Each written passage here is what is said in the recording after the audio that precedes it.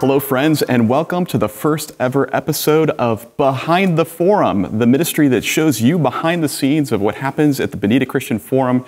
Joining us in this first episode is Dallas Jenkins, the creator, producer, writer, and director of the groundbreaking series, The Chosen.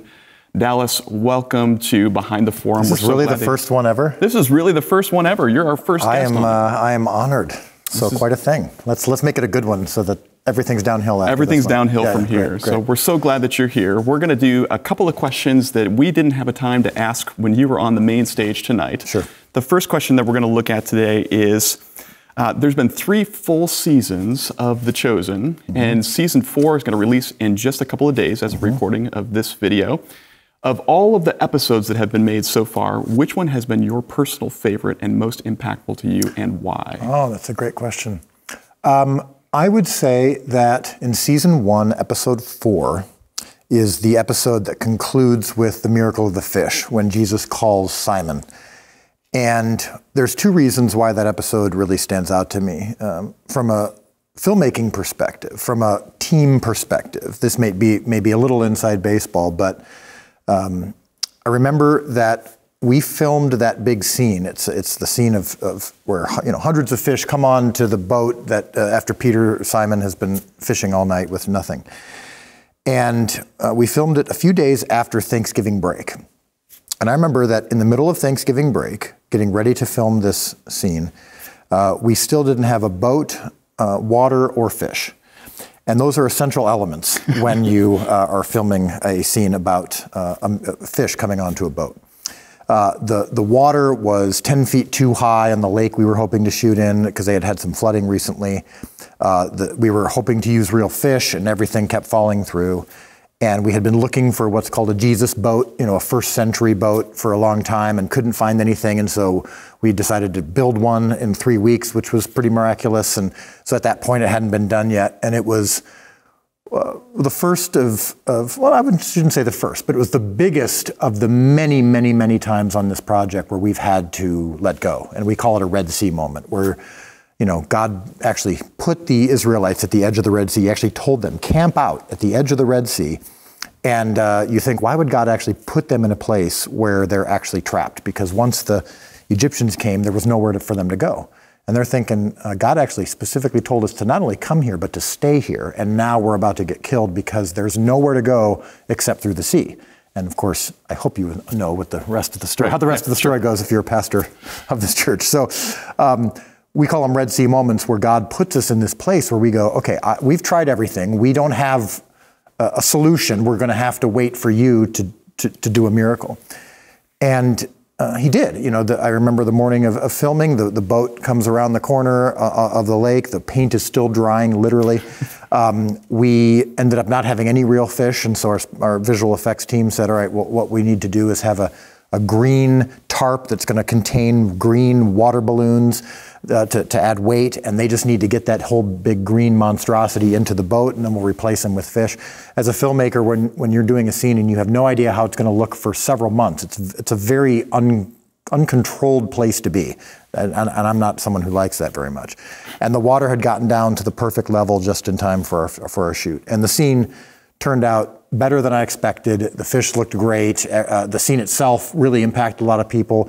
Our composers did music that was very unique for a scene like that I didn't expect. It was one of those where I did my part, but the majority of the success of the scene came from what others were doing and from what God had done. And that's a really comforting place to be when you're not, for someone like myself who's a leader and a control person, typically I'd like to be responsible for everything, but God has put me in this place where I'm often not. And especially with The Chosen, and that's been a very comforting place. The second reason, I know this is a long answer to your question though, is just because not only did the team come together and God did some great miracles, but the story itself, the culmination of Simon's journey over the course of 4 episodes is, I think, kind of the definitive look at what we do as a show. Is, in the Bible, you read the passage where Simon calls Peter, or Jesus calls Simon, and Simon gets on his knees and says, I'm a sinful man. But you really don't have much context, and that's what you do as a pastor, is you often provide historical context, cultural context, religious context of the Jewish people. And so our show, the fact that we were able to unpack that over the course of multiple episodes made that scene for so many viewers more impactful. And so I think that scene and that episode always have a special place in my heart. One of the things that I love about The Chosen is it takes questions that the scriptures often beg, like why would somebody leave everything and follow Jesus? And it gives a plausible reason for why that might happen, and that is a great example of how that takes place in The Chosen. Second question. Filmmaking really seems to be a calling for you. When did you begin to sense that that was your calling, and how did that come about? So I grew up in a very conservative Baptist fundamentalist family and church. And so movies weren't in our community, in our culture, a good thing. You know, typically Hollywood was something you boycott, not something you engage with. Well, my dad, when I was in middle school, finally sat me down and goes, okay, you know, we've been protecting you, you know, we showing family-friendly movies and, you know, not watching too much television and whatnot. But I'm a huge movie fan and a huge movie buff, and it's time for you to become one too. So around 8th grade or so, he started showing me some of the classic movies of all time, The Godfather, things like that. And it was when I was in early high school, I saw the movie One Flew Over the Cuckoo's Nest with Jack Nicholson. And I remember sitting there on the couch, and there's this great scene where he pretends to broadcast a fake World Series game because he's been denied the opportunity to watch it. And I was interested in broadcasting at the time. I wanted to be a sports broadcaster. And I remember just sitting on the couch, just like so moved and so engaged and almost jumping off the couch in my excitement. And I just thought, I want to do that. I want to do that for others. You know, and I had the storytelling gene because my dad was a very successful author. And I said, I don't know what that is, but I want to do it. I want to make movies. And then it was probably 10 years ago, maybe. Oh, actually, you know, I'm going to go back probably 15 years ago, where I was mowing my lawn. And I remember I was kind of a stuck place in my career, and God, just one of the few times in my life where it felt very clear and obvious God was speaking to me, and just put it on my heart. I want you to make movies for me and for my people, and faith-based movies were something I was embarrassed by at the time. And I remember when I told my wife, I feel like God's calling me to faith-based movies, she went, oh, crap. And just because it was embarrassing at the time, but that was kind of the second wave of my career, was surrendering to that and getting rid of my ego and just saying, all right, you know, I haven't seen too many good faith-based projects, but maybe that's a reason to make them.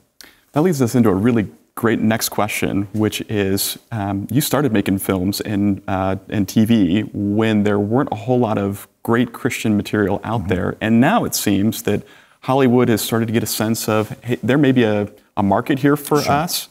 What do you see happening in the Christian film and movie industry in the future? Yeah, I mean, you know, just recently there was an announcement of a project and a company that I'm involved in, even separate from The Chosen, of some really extraordinary leaders, a combination of people with Hollywood experience, combination with people with faith media experience, with a lot of money and a lot of resources and distribution behind it. Amazon Studios stepping up with a 3-year commitment to hundreds of millions of dollars for multiple projects. It used to be that, you know, if you wanted something that to have media impact, now I'm not talking about church impact, but I'm saying something that was more mainstream, distributed in multiple theaters, you essentially had to wait for Hollywood to lower its golden scepter to allow you entry into their hallowed halls. Now Hollywood's coming to us. And I want to be careful to not demonize Hollywood versus us as though it's, you know, it's a monolithic thing. There are people in Hollywood who are great people too, and there are people in the faith industry who aren't great people. It's a mix.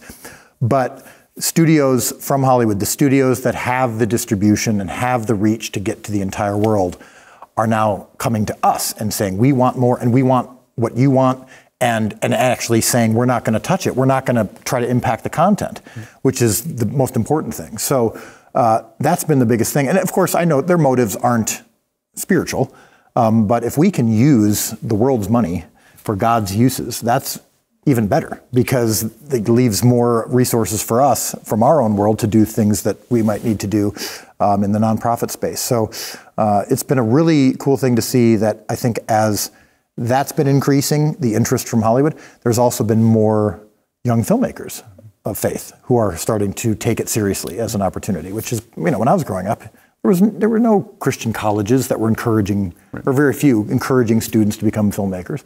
It was always, you need to become a missionary, you need to, you know, whatever calling it was, or a pastorship. Now they're saying, oh wow, and you just look at The Chosen, The Chosen is in every country in the world, translated into over 50 languages. People are coming to faith all over the world from a TV series, and they go, wow, this is an evangelistic tool as well. Yeah. It's just as much, if not even in terms of its reach, it can reach even more people at one time than any one particular missionary can do. And missionaries can use it as a tool for their work of discipleship. So seeing that opportunity as something that's legitimate and real and spiritually profitable has been the exciting thing that we've seen over the last decade. I wonder if media will become the new printing press, which just enables the gospel message to go out that much further. Absolutely. Well, one of the things we get to do with Behind the Forum is get a little bit more personal with our guest. And so you mentioned just a few moments ago that you kind of wanted to be a sports analyst or a commentator for a while.